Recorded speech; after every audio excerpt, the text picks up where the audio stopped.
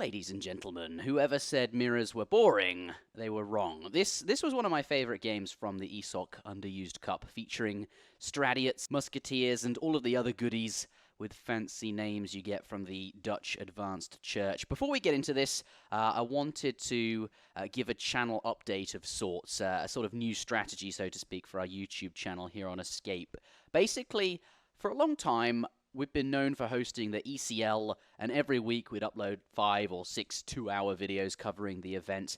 That's over now. It took a whole year, but just the LAN Grand Finals left at the end of August between Team Secret, AM, and Suomi. Links below for that. But basically, now that the New World Championship and the ECL are over, we wanted to sort of move away from posting super long videos of entire series and instead focus on growing the YouTube channel. We want to post, only the best games, the ones that YouTube is really going to recommend to people. What we want is every time we upload a video, every time you see something from Escape, you're going to know that it's worth watching and that it'll be good. So that's the plan going forward, but you can still watch the entire series. We'll put links to them in the description, and of course we always stream them on Twitch. But that's the plan, so hit the bell icon, like the video, and enjoy. We've started the game, it's all good. Ladies and gentlemen, spawning on the bottom of the map in the color teal, we do have Maito playing as the Dutch. And this is interesting, Lord Raphael also playing the Dutch. We will have a Dutch mirror, which we haven't seen competitive grand final Dutch mirrors since the World Cyber Games of... Jesus. Well, Dutch WCG was like 2007. Yeah, but it's really weird to see Dutch on like trading post maps and stuff. Right. But because of the civ restrictions, it makes a lot of sense, right? So, and this is a 40p map, so we'll see if that comes into play at any point. 40p map indeed, yeah. So what we used to see in Dutch mirrors was just artillery foundries and falconets, culverins, that kind of thing. But this was many, many years ago, many moons ago. I think instead we'll probably see the sort of 4 or 5 bank FFs that we've been seeing, and then sort of goon skirm as usual. But I'd be interested to see if people do add artillery. Yeah. I think that would be a lot of fun to see. But yeah, Dutch mirror. And I'm very excited to see how that pans out. Lord Raphael just tried to play the Dutch, but obviously did not win with them. So such is the way of things. Here he is again, attempt number 2. And now Maito evening the score up to 1-1. Of course, that very first game was China versus Aztecs, where Maito did not win. So he has managed to even up the series. And the question is now, who can win the Dutch mirror? Because this is a very important Dutch mirror. It takes you through to play Kaiserklein in the grand finals. So looking forward to seeing how this plays out here. I suppose we should take a look at the treasuring here. Settler treasure, that's a really, really nice one. Oh, yeah. Maito going for that, trying to create these black bears the best he can, trying to avoid combat. Doing a really nice job. You see, he was doing a really good job. When you shoot them, if you move at the same time as you shoot, the bears won't come attack you. He's going to lose a lot of health here, but it's all going to be worth it for that villager. Yeah, absolutely. Going to grab that, get a small eco lead, and in games like this, it's these small differences that add up over time to make quite a large difference in the end. I was just watching this. Like, Maito's unit control is so nice. Like, he grabbed the villager and just... sometimes, I don't know if the thing is, it's really awkward. You don't know when you've actually finished getting the treasure for villager treasures. Okay. It's a little bit different. But they have to jump down from the tree. It's quite a long animation, isn't it? As soon as he'd gotten it, the explorer just, stopped trying to pick the treasure up, and he obviously gotten the treasure, and then goes to start attacking the envoy. And here, because of that, those very small momentary things, I think might have actually... Oh, it's so close. Might have actually 6 HP is dead. Enabled him to not die, and in fact actually get his opponent's one. So really, really nice stuff there from Maito. Yeah, nice attention to detail. Lovely stuff. And as you can see, economic unit population, he's ahead by 1, thanks to that. Very, very 3 settlers slightly coming ahead. in for both. Won't be able to get this treasure, at least until that explorer is healed up to half HP. Oh no, he's going to go for it, but he's going to tank on the envoy. That's really interesting. So envoy going to tank the damage here. Lovely stuff. And I think it will tank enough. It looks like that unit there from Gaia is going down fast enough. Yeah, get that. Envoy is like one of the few. He's a very high HP scout. 200 HP is quite a lot there, but that's really nice use of it actually, because his explorer was so low on HP. And Maito wants a win here. You can just tell he is really going all out he's for really this. poised to get one, because 95 wood and a villager, it basically means he's going to get that bank down very, very easily. And with the Dutch, you often have this issue where, because you have to build this bank in transition, unless you find some good treasures, you don't actually queue that first vill until, like, maybe 10 seconds after you've aged sometimes. Right. But Maito not going to have that issue. So yeah, you can see now the bank's going up, and look at Lord Raphael's resources. He's a little bit behind there. yeah, he needs to get to 350 of each, right? Yeah. And then he has to gather 100 coin, which he's not going to be able to do to train that villager, because obviously Dutch vills cost gold. So, and Maito's a vill up as well. This is really, really nice. Excellent herding from Maito as well. He's brought this all the way in under his TC, exactly where it needs to be. Let's take a look at the treasures from Lord Raphael, though. He found a Native American warrior, so he's going to be slightly ahead in the skirm count, and is going to use that right now to pick himself up 60 wood here. He's also found himself 70 food as well, and 135 XP. So by no means a bad colonial, but I'm going to give it to Maito. That was really nice. Really, he will really nice get for him. his next shipment just a little bit earlier, thanks to the XP treasure. But over time, that will sort of like smooth out, I guess. Yep. So he'll be up to 3 shipments, and Maito will be on 2 at the same time, but that's fine. Maito here, slightly ahead, as we can see. And even Maito getting 40 food as well. But what's that from Lord Raphael? Is that a market? Yes, a market. It is, and Maito instead going for the second bank. Yeah, second bank coming so down. Deviation in strats, always good to see 2 players mirrored, but sort of different at the same time. So what I think Lord Raphael is going to do is make use of the market trade earlier than his opponent can to get those more favorable rates. And then he's going to use the market to buy the wood he needs to build these banks. And obviously, of course, get those upgrades in as well, hunting dogs coming in. So, yeah, with his 400 wood, he's basically still got 400 wood. He just has to buy 100 wood to make up for it, I suppose, at the market there. But 700 wood going to be both players' first shipments. And by the looks of it, we're going to see a third bank from Maito. And I wonder what he'll do with the second half of his wood. Will we see a stable come down and some houses? We'll have to see. But it looks like Lord Raphael is also wondering that question. The Cherokee Rifleman is in base trying to look, but not long before that Explorer straight onto the scout. Maito not wasting any time. He knows that he is here to look, and he's going to take advantage of the fact that it's, you know, so far away from home and get some free damage. I don't really think Lord Raphael scouted anything. There wasn't anything to be seen here, and Maito is going to ship a bank wagon as well there. Let's take a look at Lord Raphael. He's got 2 banks going down, so he will have 3 in total. 1 is, of course, from the bank wagon, but he's managed to eke in a stable, whereas looks like that's only now just going down for Maito. So he's going to be ahead on cavalry or whatever it is they try to do. Yeah, Hussars now in Q4, Lord Raphael there.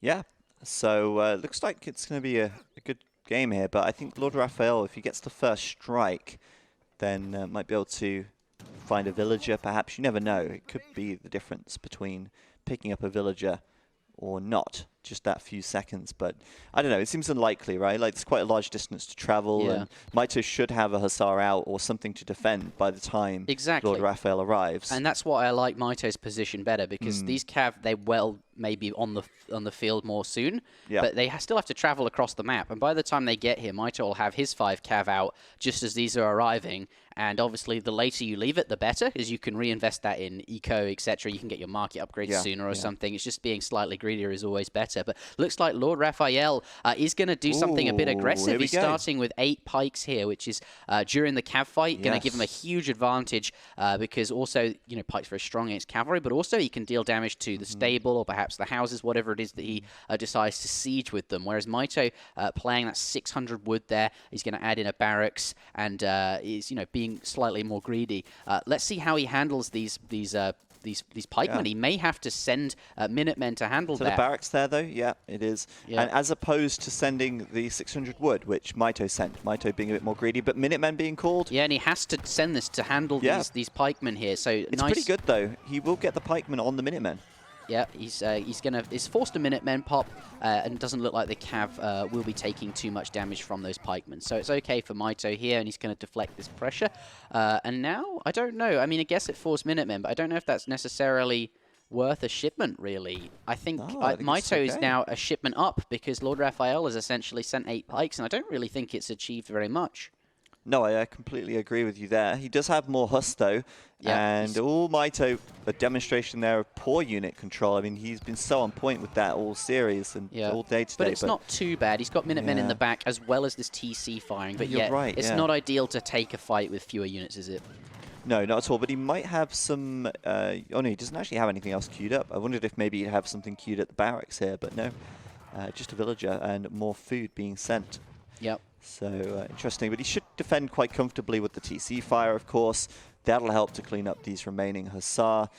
And all in all, although the Lord Raphael stays up in military count. Another 5 Huss coming in. Lord Raphael, this explains why he sent the 8 pikes. He's looking to play a Dutch colonial here, and he's just going to keep rallying Hussars into his opponent's base. The pikes were supposed to give him a sort of edge, but that's the trouble. When you're fighting in your opponent's base, you're taking TC fire and stuff like that. And Maito, he's still going to find... He's just clicked up, so he's going to find his way up to the Fortress Age. This classic Lord Raphael maneuver here, but Maito is going to escape by splitting there. One Hussar does get caught, the other, though, very low HP up in the top. Hussar's now coming back into the base. Maito has managed to click up, but these are going to try and bell up the villagers. But Maito is not overreacting. In fact, just going to bash them down. Not too scared at all, is he? He's controlling them very nicely. But yeah, Maito actually even in eco right now. How did that happen? Lord Raphael must have got his last bank up in the meantime.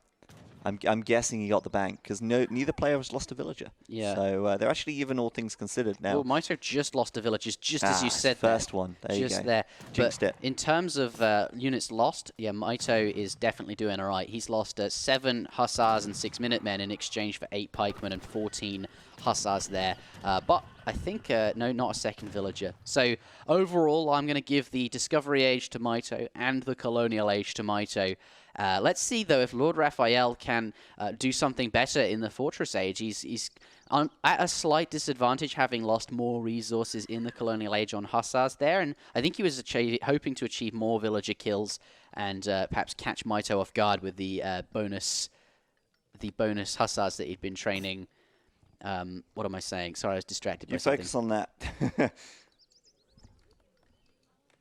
1,000 wood now coming out for Maito, and just going to play this really, really greedy Dutch style now. That wood's going to be really, really good. He's going to drop down a bunch of houses, and he can get his second stable and second barracks off that as well. So a really, really nice shipment for Dutch that they want to be sending at some point, and ideally the sooner the better. So that's pretty good for him.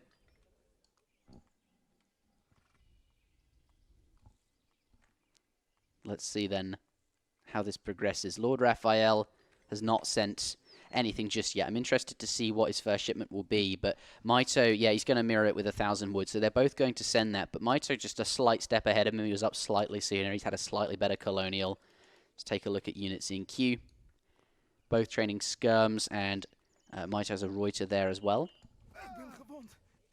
Lord Raphael needs to perform here to stay in this game. Yeah, Maito's up on military, equal on economy. And at the moment, it looks like it's going to be difficult. Like, because I guess in a mirror, there's no mechanic to come back other than your own pure skill. Yep. Your own mechanics. That is the theory, isn't it? Right.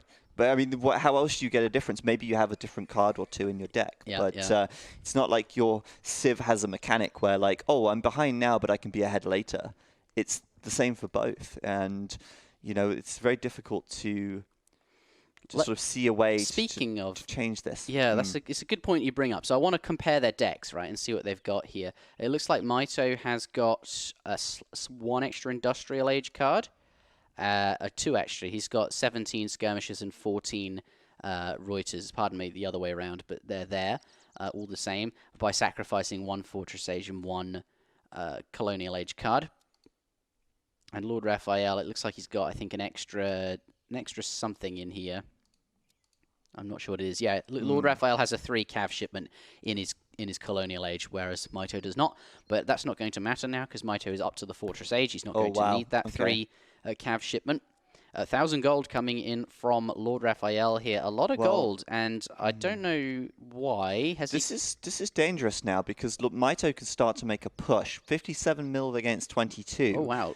Lord Raphael's sinking a lot of... Lord Raphael going up to the industrial age. Right. I mean, that's sinking a lot of resources. And now Maito's rocked up. Big military. Lord Raphael's decided to invest. Will it pay off? Let's see. He's going to easily take down this stable, and he's got more military units, right? So this is a free stable for Maito. He's going to get a lot of villager kills here. Sorry, skirmisher kills. Lord Raphael's deck isn't really geared for the industrial age. It's only got the 2 heavy cannons in there in the factories, which is, I guess, enough. But it's not like Maito's deck that has a bit of extra oomph. Yeah, yeah. The thing with the heavy cannons as well is there's a lot of Reuter, right? So Reuter can easily sort of get in there and maybe pick them off with that much on the field. Although it's hard to pick off heavy cannons. They have so many hit points, and that 75 ranged resist is quite nice. But yeah, Reuters are definitely a counter to that, and Maito is training a lot of them, which is probably a response. So you are right to bring that up, going very Reuter heavy, actually. And that might well be a response, because he probably suspects that his opponent is going industrial. There's just so few units here. But Lord Raphael is now going to be up, and he's going to have 1,000 gold. That's going to pop out from the Tycoon. Yep. And I wonder what he's got in mind. Can he gather that, though? Like, look at where it is, and look at where Maito is. He is denied. He is going to sit right on top of that. Look at that. Like, he's got taste of victory in his mouth, and he's just going to sit right under that TC. He's going to stand on that coin, it would seem. That's huge. What's he doing in the middle of the map? He's sending more, a lot of more... rallying skirmishes in. And behind this, he's sent infantry combat as well, so the skirms are even stronger. This is good for Maito, right? Yeah, I think Lord Raphael probably knew he was behind, and instead of just playing from behind, he decided that he would go for something in the industrial age, take that risk, and if it pays off, heavy cannons, it can be very strong. Because oh my god, those skirms! They're right in the middle of it. Yeah, they are going to get there's the Reuters going in straight into hand combat, and look at that. And that's going to go down very quickly. Oh my goodness, they got blasted. An annihilation volley. That does go down there, but not. Wow. It's still it's dead. No, but it's not dead. before he killed off all the Reuters. So that's not too bad. That's your evening mechanic there. So I think Lord Raphael, he wanted to go for something a bit spicy, just because playing from behind is annoying and awkward, and that's kind of worked out for him, right? He's got that one heavy cannon still up. Reuters though, and they're going straight for the heavy cannon on the back lines. Yep. Oh yeah, and there's more coming in. That's it. Heavy cannon's gone, right? But it's got 500 HP. Yeah, it's going to go down, but he's going to be able to kill off a bunch of skirms, Reuters for it. So it's not for free, but obviously is still absolutely something that he needs to take Rafa's down. going to lose his army again. Yeah, and Raphael... And he just sent robber barons, but where? Because I didn't see the card. Robber barons... It must be on the left side. What's he got over there? He got something on the left. To economic units. There it is. Yeah, it's over at he built an outpost there. Okay, makes sense. But, okay. But imagine so much here. Imagine, if he had what Maito had, one of these 2 shipments, that would kind of help him even it up.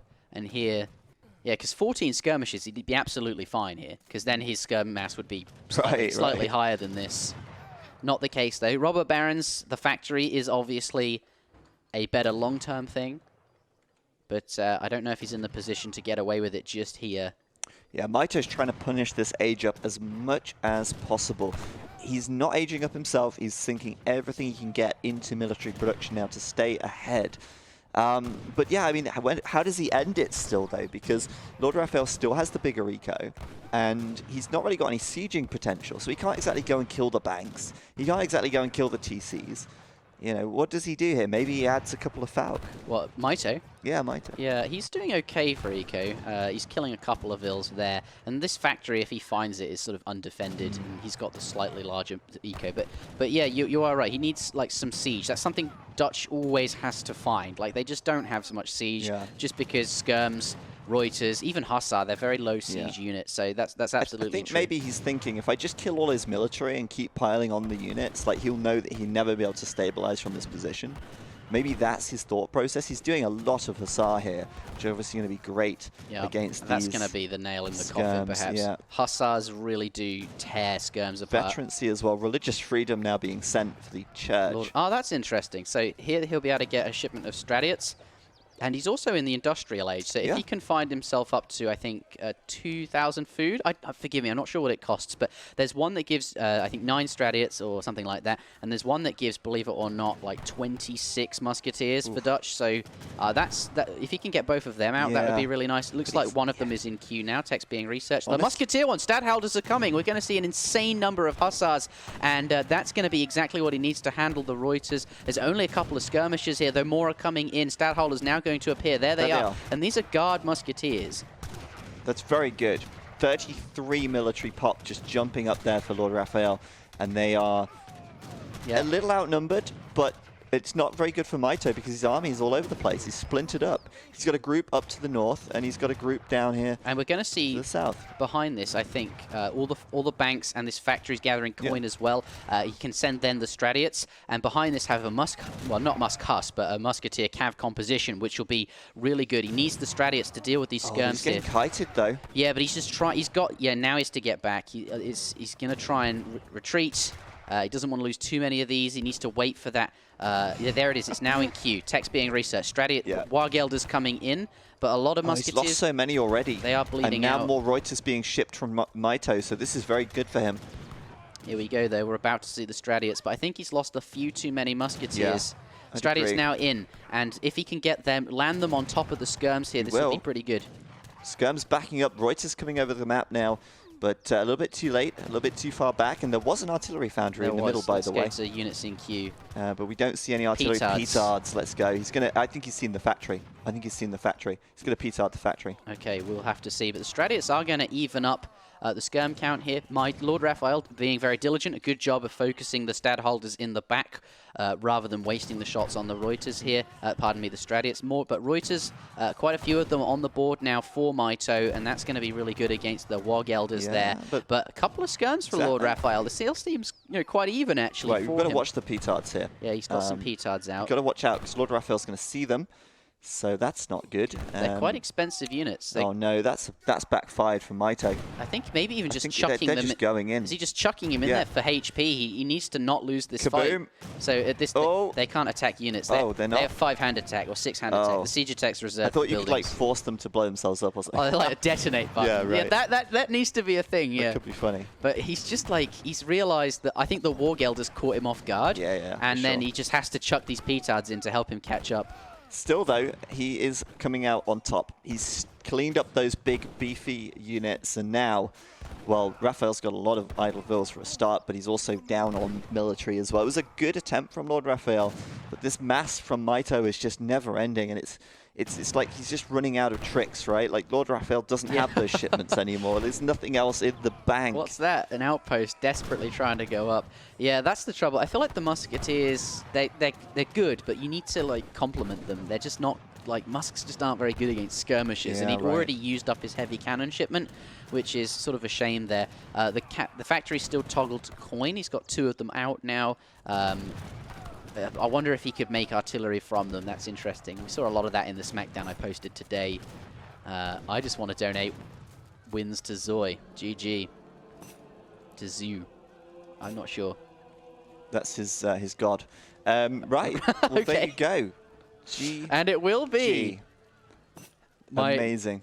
It will be Maito versus Kaiser Klein in the grand finals. That is going to be hosted on ESOC, so if you've still got them open, keep them open. We'll drop a link to them in the chat, and we'll be hosting them shortly as well. Yes, we will. But yes, the grand finals will be over on their stream. This event is hosted by ESOC, and 50% of all the donations to ESOC do make up the prize pool. It started at $100 and is now at $200. So correct us. Should be a lot of fun. That was a really cool series. That was a really fun series, and that game in particular is quite fun too.